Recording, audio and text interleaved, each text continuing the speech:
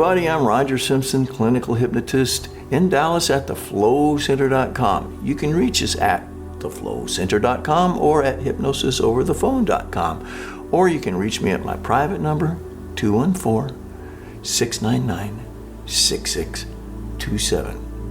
Now, corporations and organizations and professions, even the government, go to great lengths to do one additional thing besides repetition to imprint their call to actions on your inner mind.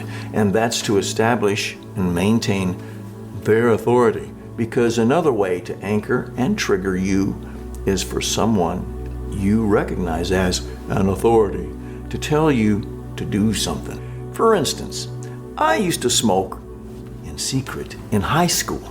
I was also having problems with catching a lot of flus and colds, go figure, breathing while I was trying to play my sax. I already knew that I couldn't quit smoking even then because I had tried a dozen times. But one day at a visit to my doctor, after he told my parents I was suffering from tendencies toward cystic fibrosis, he asked them to leave the room as he kind of continued to fiddle around with his stethoscope thing. Now, after he left, he was still fiddling around, tapping my chest. He dressed in his white lab coat. He casually looked up to me and said, "Roger?" I said, "Say what?"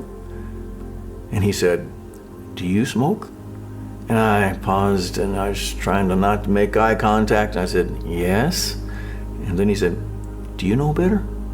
And I said, "Yeah."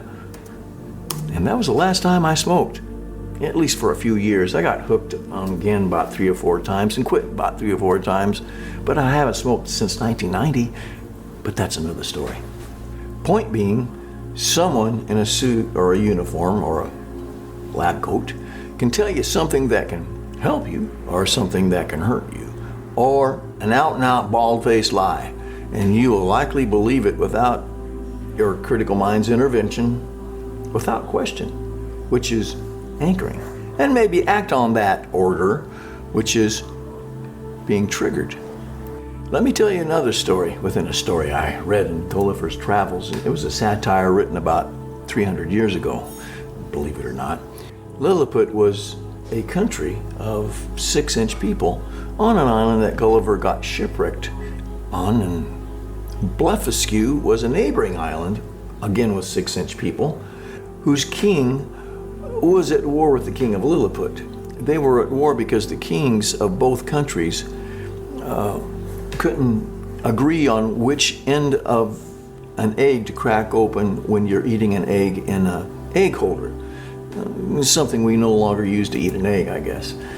Well, now from Gulliver's viewpoint, a viewpoint of a person who didn't have a history of being propagandized by either country, it seemed ridiculous for either country to lose lives in a war for a frivolous argument.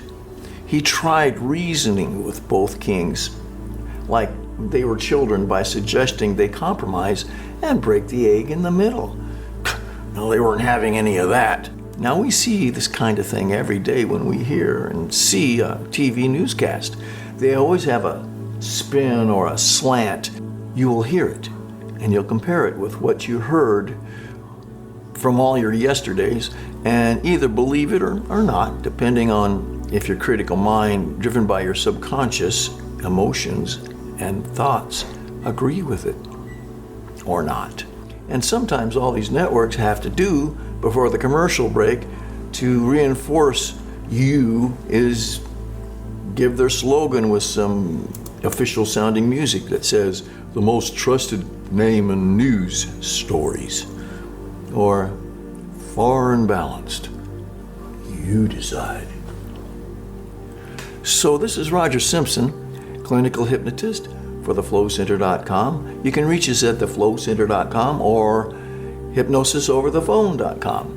Or you can call us again at 214-699-6627. We'll see you next time.